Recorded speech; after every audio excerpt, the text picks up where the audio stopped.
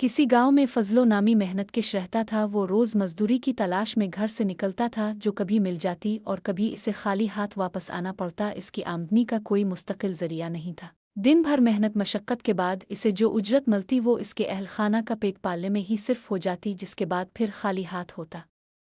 इसी तरह वक्त गुजरता रहा और उसके बच्चे बड़े होते गए। अब उनकी ज़रूरतें इसकी कलील आमदनी से पूरी नहीं होती थीं। इस आमदनी का दारोमदार भी मजदूरी मिलने पर था। इसे कई कई रोज़ तक बेकार बैठना पड़ता था। ज़रूरतें बढ़ने के बाद उसकी बीवी ने इससे कहा कि अब आमदनी का कोई मुस्तकिल ज़रिया तलाश करो। बच्चे बड़े हो रहे हैं, उनकी तालीम और दीगर ज़रूरतों के लिए भी पैसे की ज़रूरत पड़ेगी। जारी है, मेहनती तो वो था ही। बीवी की बात सुनकर उसने एक फ़ैसला किया।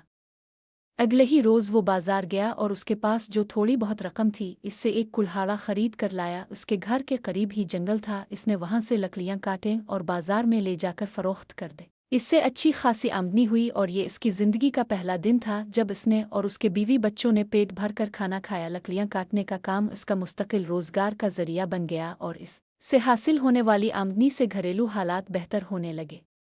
वो रोज़ कोशिश करता कि ज़्यादा से ज़्यादा लकड़ियाँ काटे ताकि उनकी फ़रोख्त से ज़्यादा पैसे आएं, लेकिन चंद माह बाद ही उसके इस्तेदाद कार में कमी आने लगी और उसके कुल्हाड़े से इतनी लकड़ियाँ नहीं कट पातीं जितनी वो इब्तदाई दिनों में काटता था। इस सूरत-ए-हाल से इसकी रोज़ाना की आमदनी भी मुतासिर होने लगी और उसके घरेलू हालात फिर से बदतर होने लगे।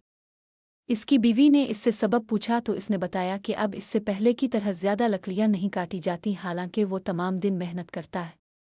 कुल्हाड़ा दरख्त पर पहले की तरह नहीं चलता, जिसकी वजह से इसे लकड़ियां काटने में दुश्वारियों का सामना होता है। इसकी बीवी ने इंतहाई सोच विचार के बाद अपने शौहर से पूछा कि इसने कुल्हाड़ा खरीदने के बाद कितनी मर्तबा इस पर धार लगवाई है। फजलो ने जवाब दिया कि इसे धार लगवाने का ख्याल ही नहीं आया। दूसरी बात यह कि अगर मैं कुल्हाड़ा तेज़ कराने जाऊंगा तो लकड़ियां किस वक्त काटूंगा।